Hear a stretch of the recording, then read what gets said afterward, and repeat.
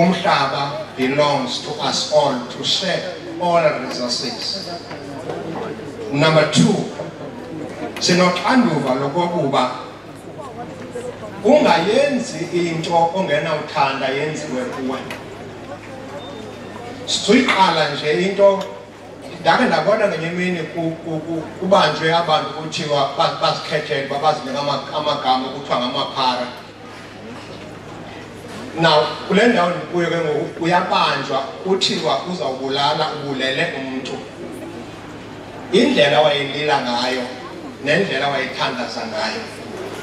Ndanombuzo othi xa kanti bekulula ubulala abanye abantu yintoni emlilisayo?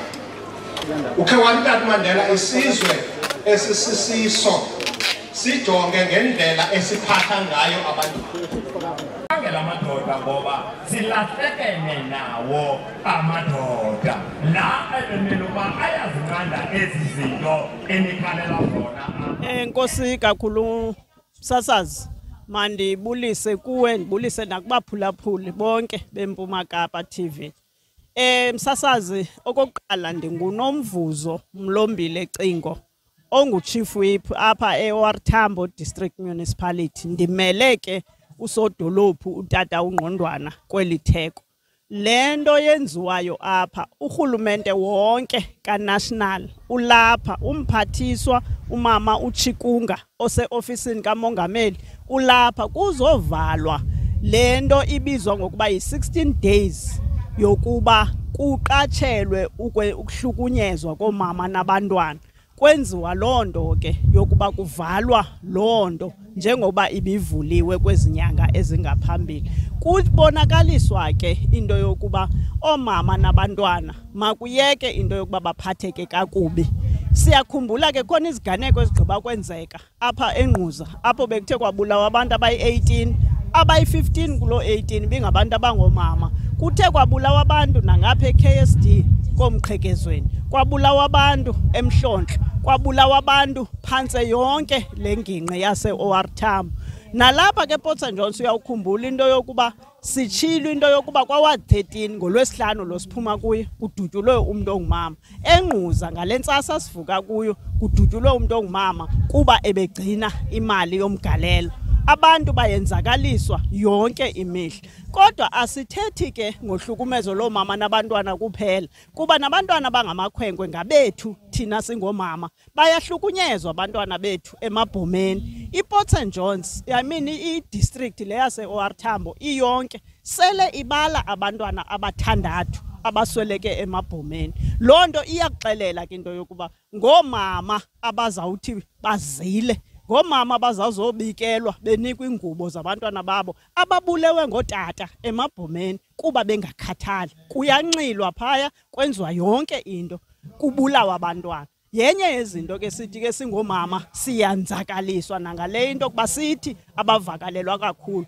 Ootata baxakwa kugcina abantwana umzuzwana nje, thina besibagcina esiswini inyanga ezisithoba zonke, kodwa boyiswe kukuhlala nabo iveki ezintathu. Naku ke ezibonakalisa indlela akhathala ngayo ngokuba nibe lapha nonke, wonke umntu ashiye zonke izinto zakhe ezobonisa into yoba ungurhulumente okhathalayo.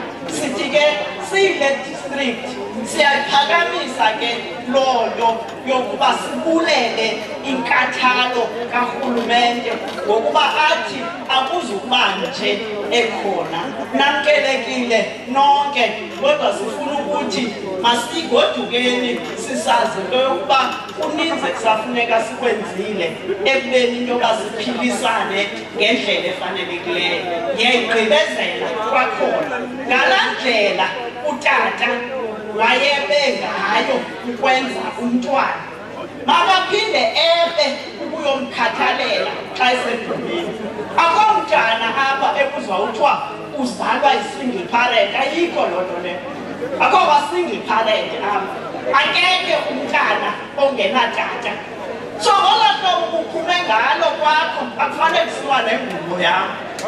Ngolaa hlobo uphume ngalo kwakho uyokwenza laa mntwana, phinde uphume ngalo uyomgada xa esoluka. In Jesus' name. Molweni wonke umuntu okhoyo kule ntlanganiso. ndisikelwe nje kancinci ukuba ndizochaza uba sizothini apha. Lo msebenzi namhlanje siyayiqonda uba usuku lwayo isuku leshumi, that is the 10th of December. Kona umsebenzi lo sisazi ukuba sizokuvala usuku usuku, that is the 16 days of activism elivalwa nge-10th, kodwa livulwa ngomhla we-25 kaNovemba. Kuqhube iinkqubo zikarhulumente nezi-stakeholders, naye wonke umuntu ebonisa ukuba asiyamkeli ukuhlukunyezwa kwamakhosikazi nabantwana. Nokokuba nawo indoda yahlukunyezwa kodwa ndikayivetshoyo ehlukunyezwayo, kodwa sibona thina singamakhosikazi sibulawe. Siyi-Eastern Cape siwuqalile lo msebenzi, sawuqala nge-26 nge-media briefing Premier's office, apho bekucaca into yoba sichaze umkhombandlela. Sibuyile siyi-Eastern Cape sayoqhuba umsebenzi nge-28 eMalekwayi siba eJogxana, apho besisitsho sisithi silontsha the program itself ebonisa iphini yayo ethi 30 years of advancing collective action to end violence against women and children. I-Eastern Cape ke iyawuhlala iqhubekeka ibonakalisa ukuba iyawusebenzela ukuba ilwele abantwana bayo. Namhlanje masitsho siyi-Eastern Cape siyivuyela into yokokuba kwiintshukumo zethu siyakwazi izolo silontshe i-court ye-sexual offences court ibilontshwa eMthatha. Yinto enkulu leyo esicinga uba siyiphakamisele phezulu ngoba njengamakhosikazi siyilwele, ngoba sikruqukile ukuba kuthiwe xa kureyitshiwe kuthatha ixesha elide, kucaba iikheyisi ziyalahleka. Sifuna izisosi zethu zibe kufutshane kuthi. Ayikho GNU apha, kho GNU, abantu balapha bathetha kwavakala. Sizawuthi ke ngoku siphakamise ikomkhulu unkosikazi enomgcotyelwa. Siyavuya kuba sinikwe umuntu ongumama namhlanje. Kwathiwa ke phaya ekukhokeleni noko umuntu ongumama makakhokhele, yaphela lento kuthiwa bakhokheli bayakunika ubukhosi boku bazi inkosi kahle. Siyakucela ke usondele ngaphambili mama wami uzothetha nathi, usinike amazwi okusixhasa xa sizawuqhubela lenyanga ebalulekileyo. Bakhokhela abantu abangomama, ndiyabona uba oko kuthetha apha kuthethwa mama bake bafana nje uthatha phaa kulanto abafundisi, nayo ndiyijongile lanto abafundisi. La Council of Churches siyijongile, sinelisweni sharp siyijongile i-Council of Churches. Ingabi men's forum, ingabi men's forum. In my next life ndizaba ngumfundisi. In my next, andifuni ukuya by default ndithathe umfundisi, ndifuna uba ngumfundisi straight. Ndikhahlele ukumkani uDlovyezwe, ndikhahlele kukamkanikazi uQueen Madosini, ndikhahlele kwinkosi yelali inkosi uMsungubani, ndikhahlele kuwe mphathiswa. Kodwa ke ngeke ndingakhahleli umeya wethu omtsha othi xaxa, siyakhahlela Mbokodo. Sikhahlele kwisifundisi otatibongo simbolile phaa notata Msunduli. Sikhahlele kubantu bonke abakhona kulo nyhadala omkhulu kangaka. Nomi apha ngunkosikazi, andiyo inkosi, ndiyinkosikazi uMgcotyelwa uNonkululo. Phantsi kwenqila yamasame ndisuka phaa kwa-Ward 6 ukhona ukhansila wam, ukhansila uJiba, ndikhokhelwe phaa yiMbokodo.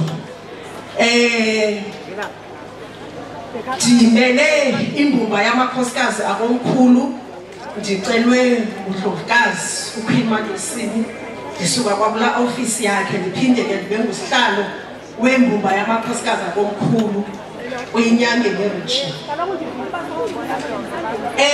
Imbumba yamakhosikazi akomkhulu ke bathi oQueen oNdlovukazi xa bejonga babona ukuthi likhona igqathu elingenziwa ngomama bakomkhulu phansi kwesikhokhelo sodata, more especially ukujonga amanina nabantwana. So le program yenziwayo namhlanje isenhlizweni yethu singomama bakomkhulu. Uhlukumezeko lo mama silubona thina ngqo, asilireportelwa. Uhlukumezeko nabantwana silubona ngqo, asilireportelwa. So yabo babona komama uNdlovukazi ukuthi uzawufika mhlawumbe umntana ereshiwe okanye umama ehlukumezekile axawe ukuya kutata. So bathiwa ke ngoba libe khona iqumrhu elijonga lancakasana nokuhlukunyezwa komama nabantwana. Phaya ke komkhulu siyavuya ukhona umthandazo ukubathandazo apha otata ubefundisi notata obeke wathetha apha. Siyayikhuthaza into ethi ukuze umxhobise kakuhle umama. Siyakhumbula abantu ngosumhlaba ngowethu ezilalini. Sibonile ke nentsela-ngqesho ukuba ibe negalelo kule nto inohlukunyezo lomama. Sithi ke ngoku sasikhumbula kudala ndikota umama uChapha umama opha kwaNational esithi tata umhlaba usezandleni zethu thina bomama. Uthi utata umhlukumeza kanjani umuntu okwazi ukujika ukhozo lombona lube ngungqushu libe nguflower libe yonke la. Uthi ke ngoku lo muntu umhlukumeza njani tata? Asiphakamise ngengoma izwakale ngengoma. Soko Kwanele yesikhalo Shisumoya njengomntwana obekhala kabuka kubomo butsha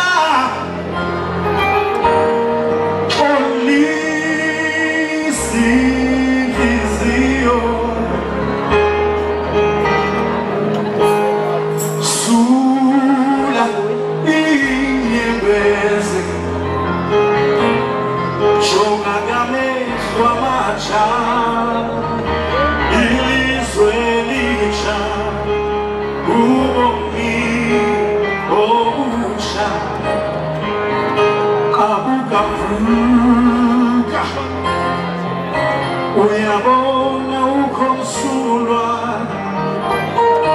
kuboma buyonzomi awuzuthandwa ngabantu bonke. Uyazi amandla wakho awusoli bantu kowenzeyo kubomi bakho. Uyazi amandla wakho awubheki bantu kowenzeyo kubomi bakho. Kwanele ngesikhalo Shisumoya njengomntwana obekhala kabuka kubomo butsha olizinhliziyo. Athi uSithombe Mavi xa iseyibona yonke le meko singabambisana khanibeke phantsi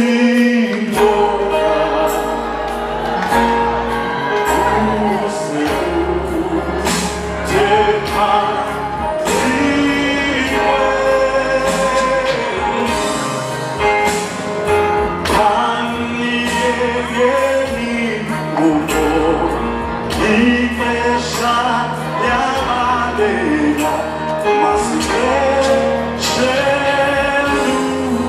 wanyano Abathi siyaphikisana nokuhlukumezeka komama kobaba ke sibabona. Siyabonga. Ngoba siyabonga. Ngoba indaba enkulu priya ukuthi siqhubeke sikhuluma nama-victims siyeka ama-perpetrators. Asikusho lokhu sikuthathele emlonyeni. Sikusho lokhu sikuthathela kustadi esisho njalo. Sizalana sizosho ukuthi istadi sethu esikhona sisiphile sizokhuluma ngaso. Kodwa ukuthi sizalana siqeda inyanga yomhlaka 3 Disemba yokubuka nokubuka amalungelo abantu abakhubazekile. Bathi ke we are not living with disability. Disability. That is why sitting they are persons with disability and not persons living with disability. Because bangahlala baphile kahle uma senza ukuthi bakhona ukuphila. Lesi study sithe abantu besifazane abane-disability bonokuhlukumezeka uphindeka kabili kuloko besifazane abangena-disability. Abantu bakithi today bathatha i-advantage yokuthi lo muntu wesifazane akaboni, akezwa, akakhulumi, akakhona ukuhamba.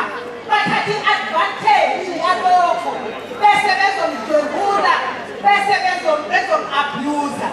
Isikhathi sisho njalo, yingakho sisukumela phezulu le ndaba.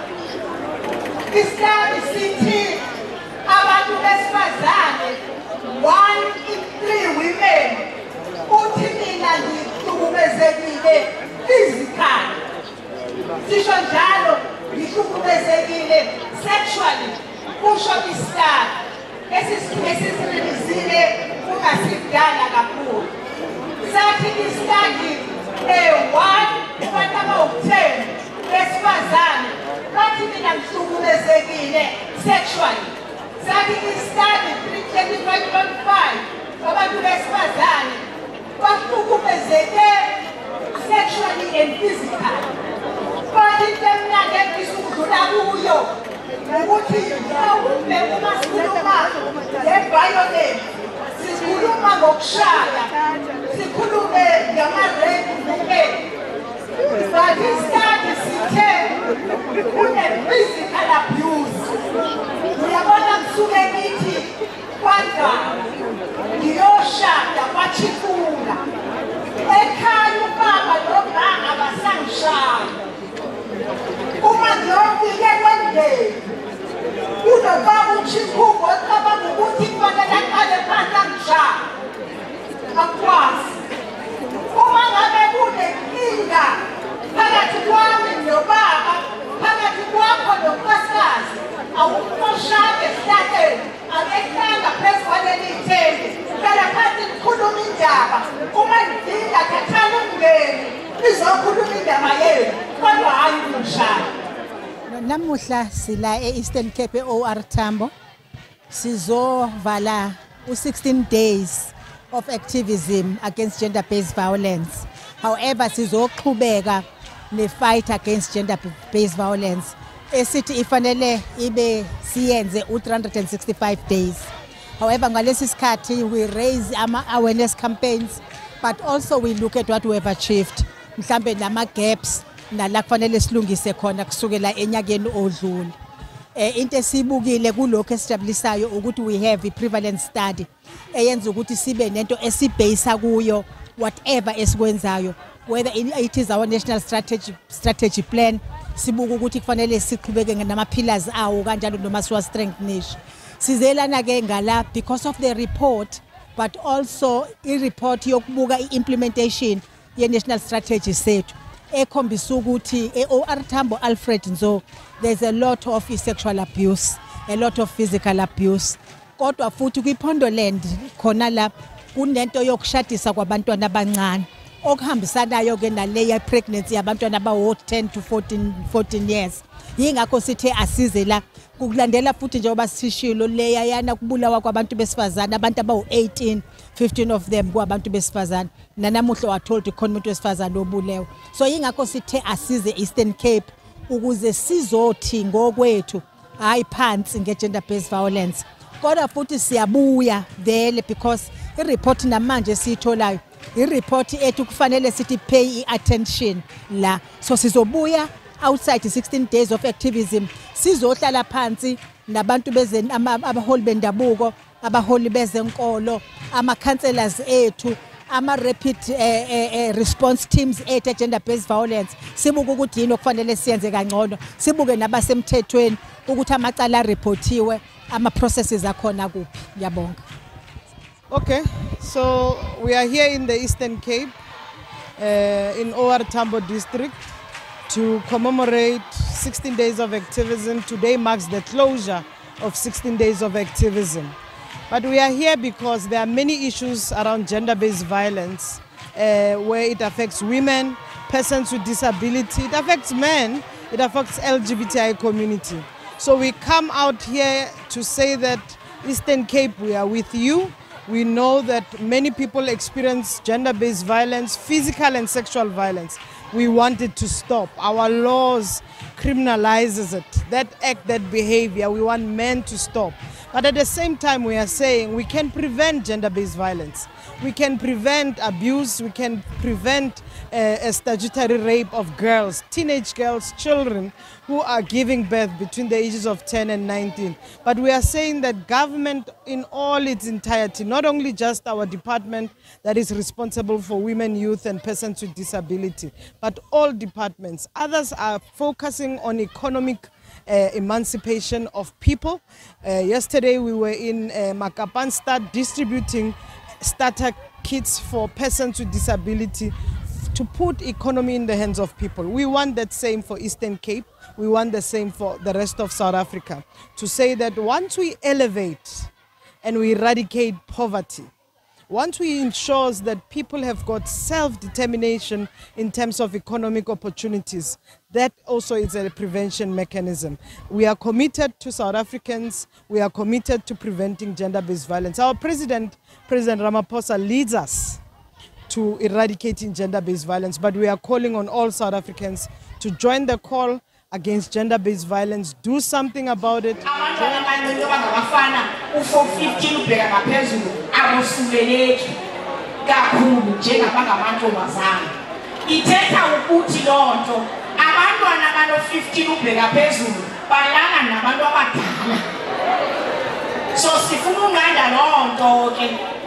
Lomba lesithi uminister kufuneka ngokuntwana xa ifika esibhedlela ekliniki pregnant then singakhangeli ukuthi ku-pregnant sijonge uba umithiswe ngubani. One of the pandemics esingazijongileyo ke bamthembu yilena yamakhadi wabazali bethu ahlala komatshonisa kanti abarholi. Minister zezinye zezinto ekufuneka ke sizifeyise sizijonge because abanazi-IDs, they don't have amakhadi wokukona. Mhlawumbi angaba akomatshonisa okanye akubazukulwana babo udibane nomuntu omdala elithoba lokuyohlukumezeka because akanayo lento afanele abezonwabisa ngayo ayinikwe ngurhulumente eyimali. Enkosi Elvis, igama lami ndingucebisa Mazuza othunywe njengosodolophu kulo masipalanyana wasePort St Johns. Umasipala onewadi eziyi-20. Ndiqhubeleke. Enkosi ke msasazi, i-feeling ngolusuku lwanamhlanje sonwabe kakhulu siyi-Port St Johns, sonwabele ukuchuzwa sibe ngu-the best of all other places ebezinokukhethwa Elvis kuthiwe makuyiwe kuyokwenziwa le program kuzo.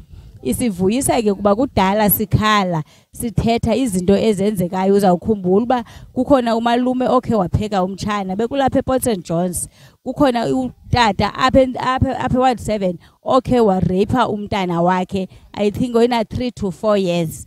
Asithetha ngomama basemajola abalala phandle kuba imizi yabo itshisiwe ngenxa yenqwayeleko ezenzekayo. Sithetha ngomama abadutyulwayo ze kungabikho mkhondo Elvis. Sithi ke ngoku xa elapha onke amasebe kumbejembeje kunje sizamthetha naye umphathiswa kaNdlunkulu weParlamente ephezulu. Sithi nathi as Port St Johns xa usiya pha kwicourt kuba kulapho silimala khona kuthi hayi lifikile ikhaya lathi ikhaya hayi malichithwe ityala nje yothethwe ekhaya into umvile bosi xa ebethetha umama uGunuza apha ngaphakathi uthi ukuba nguwe omgcinileyo kuba kaloku thina sihambe sifihle sithi hayi lento yeyekhaya hayi uyawuhlazeka utata umfundisi ecaweni uyawuhlazeka utata uNkosi sizothi abantu basePort St Johns lithuba labo nabo mabathethe phandle khona ukuze sikwazi ukubancedisa kuba ezingxaki bangazithethiyo zibenza into yobana bahlukumezeke ezingqondweni bayabulawa omama bayadutyulwa bayaxatyelwa benziwa yonke into kanti umuntu kudala ehleli phansi koxinzelelo nto nje esoyika.